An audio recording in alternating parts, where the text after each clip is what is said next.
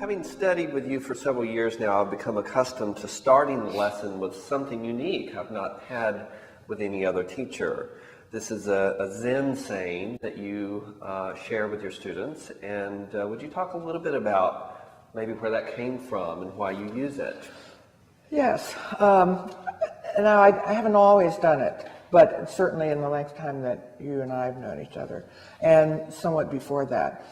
But over the years, I'd noticed that it was often difficult for students to get focused at the beginning of the lesson, and they were nervous. It was a kind of a, well, I'm not sure I can do it as well as I think I can after practicing all week. What is she going to say? You're kind of tight and tense. So I had recently bought one of those little Zen calendars that had a saying for every day of the year. And most of them I didn't think were very interesting, but I would save some that I liked. And so I would just hand one to the student at the beginning of the lesson. They had to read it and tell me what they thought it meant. Now it happens that I brought an example here today. So you're going to read this. Okay. This is a good example. Mm-hmm. So, a man should look for what is and not what he thinks should be.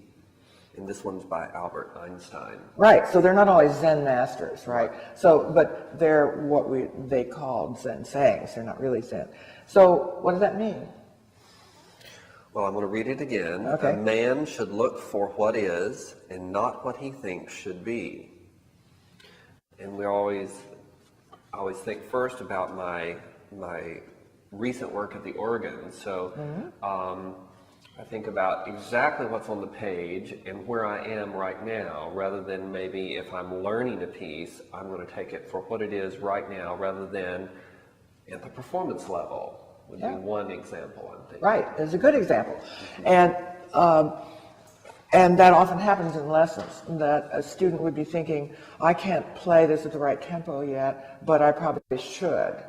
And so they would always start at the fast tempo and so on, or they would try to do something else that they couldn't really do. I can't put all these parts together yet in this trio, but I should be able to, so I'll do it.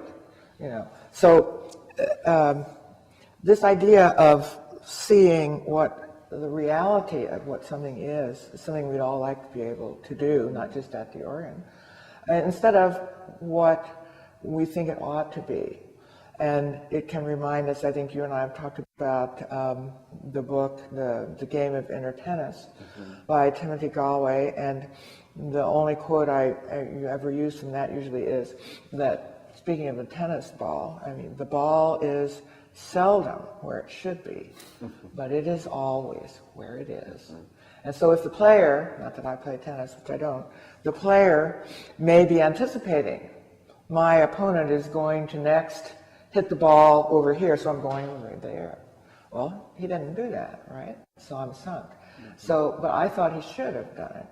So I'm playing a game that didn't exist. I have to play the game that's being played. And I've found the use of Zen to be generally helpful. Some students will always laugh it off and they won't really go there. But if week after week they have to do it, because I make them do it, eventually they hear it. And like one of my Korean students said one day, she didn't like to do it either. And she would always say, oh, I don't want to do this. And I said, well, go on, try. And one day she said, they all say the same thing, right? Which they did, right? They said it all just in a different way. But they all said the same thing, and I said, you are right. And what is it that they say? Be there. Yeah. So they say, be there.